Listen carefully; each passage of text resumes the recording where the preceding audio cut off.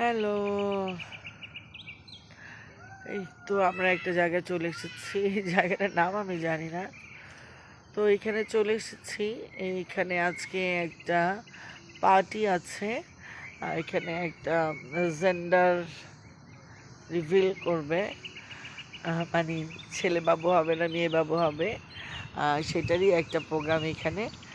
তো এখানে সবাই সবাই বলতে যাদের অনুষ্ঠান তারা সবাই হোয়াইট কালার পরবে। তো আমাদের কাছেও ছিল, তাই আমরাও হোয়াইট কালার পরে চলে এসেছি। যদিও আমার ড্রেসটা একেবারে হোয়াইট না, একটু অফ হোয়াইট। তো চলে এসেছি।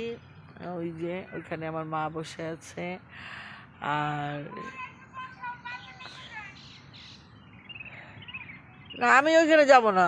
তুমি তুমি আছো, তুমি দাও, উঠাই দাও। তো এই আর কি তোমাদের সাথে শেয়ার করলাম।